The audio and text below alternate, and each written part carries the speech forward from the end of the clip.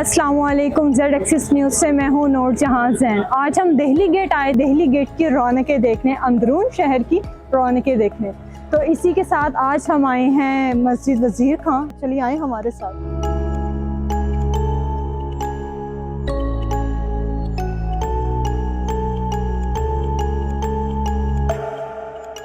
जो भी टूरिस्ट यहाँ पर आते हैं उनके माइंड में एक ही क्वेश्चन होता है कि इस मस्जिद का नाम वज़ीर खान मस्जिद कैसे पड़ा और इसको क्यों कहा जाता है वज़ीर खान मस्जिद। इसके पीछे एक बहुत ही इंटरेस्टिंग स्टोरी है।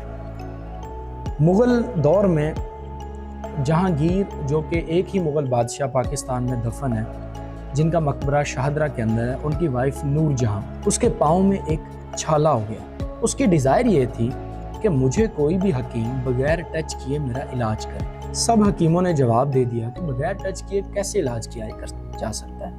जब ये बात पहुंची एक चन्योट में सिंपल से हकीम के पास कि जिसका नाम है हकीम इल्मुद्दीन अंसारी, उन्होंने कहा जी मैं इलाज करूँगा। वो लाहौर में आए, उन्होंने देखा किस किस्म का वो छाला है, उस किस्म की जड़ी बूटियाँ तलाश की और वो जड़ी बूटियाँ एक कारपेट पर बिछा दी।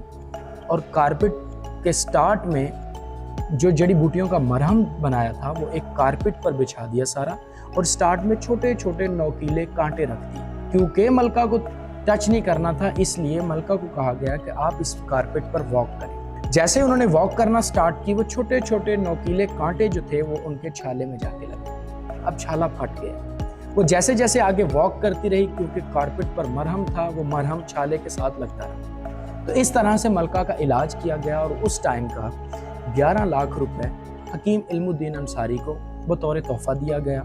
और जितनी भी हरम में लेडीज़ खड़ी हुई थी, उन्होंने जितनी ज्वेलरी पहनी हुई थी, वो बतौर तोहफा हकीम इल्मुद्दीन अंसारी को पेश की गई। जहांगीर के बेटे शाहजहां उनके इस अमल से बहुत ज़्यादा खुश हुए और उन्हें लाहौर का गवर्नर बना दिया गया। 1639 तक हकीम इल्मुद्दीन अंसारी लाहौर के गवर्नर रहे हैं और उन्हें शाहजहां ने क्योंकि काबीना में शामिल कर लिया था, इसलिए उन्हें लक़ब दिया वज़ीर खान का। इसलिए इस मस्जिद को वज़ीर खान की मस्जिद और शाही हमाम को वज़ीर खान का हमाम कहा जाता है। ये मस्जिद 1634 में बनाई गई और 7 साल में ये मुकम्मल हुई। 7000 इसकी कैपेसिटी है। अब 7 साल इस मस्जिद को क्यों लगे बनने के लिए?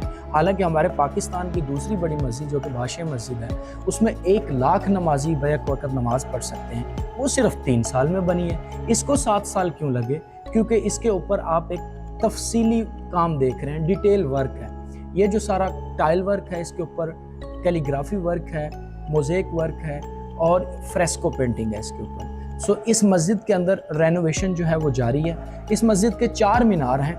ये चारों मीनार जो हैं ये सीधे नहीं बनाए गए उस टाइम में, ये थोड़े से बाहर की तरफ टिल्टेड बनाए गए। मुग़लों ने जितने भी अपने मॉन्यूमेंट्स बनाए हैं, अपने मस्जिदें बनाई हैं, अपने मकबरे बनाए हैं, ताजमहल बनाया है, उनके सब के मीनार उन्होंने सीधे नहीं बनाए बल्कि टिल्टेड टूवर्ड्स आउटसाइड बनाए हैं। क्या कॉन्सेप्ट था, क्या वजह थी कि अगर अर्थक्वेक आता है, ज़लज़ला आता है, तो ये मीनार मस्जिद के अंदर ना गिरे बल्कि मस्जिद से बाहर गिरे, for the protection of mosque and for the people. इस मस्जिद के अंदर एक बहुत ही खूबसूरत एक मिंबर पड़ा हुआ है वज़ीर खान मस्जिद के अंदर, जो कि मस्जिद तो मुसलमानों की है, लेकिन इस मिंबर को एक क्रिश्चियन ने गिफ्ट किया, जो कि लॉर्ड कर्जन थे, गवर्नर जनरल इंडिया के 1899 में।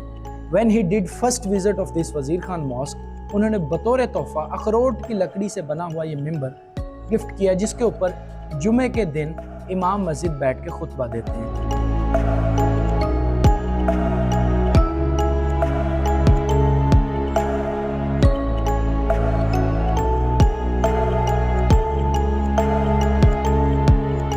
और ये मिंबर के ऊपर बहुत ही खूबसूरत कार्विंग की गई है, वो आप देख सकते हैं। और इसके साथ साथ ये मस्जिद जो है ये फंक्शनल है। 5 वक्त की यहाँ पर नमाज होती है, जुमा की भी नमाज होती है, और ये औकाफ डिपार्टमेंट के अंडर है। और यहाँ पर जितनी भी रेनोवेशन हो रही है वो आगा खान फाउंडेशन के लोग कर रहे हैं और funding world city of Lahore authority, government of Punjab कर रही है।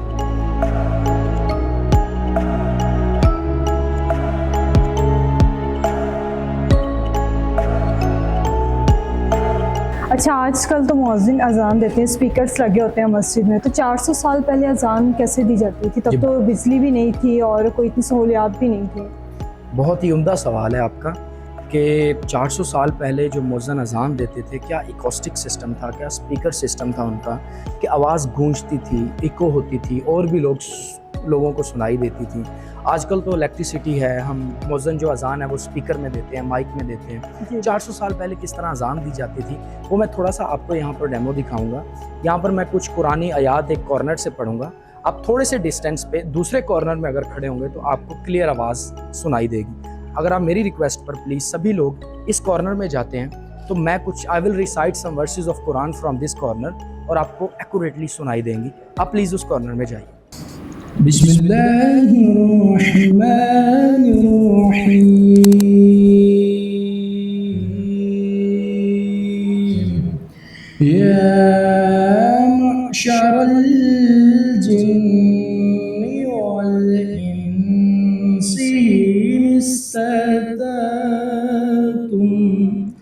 إن استطعتم أن تنفذوا من أقطار السماوات والأرض فانفذوا لا تنفذون إلا بسلطان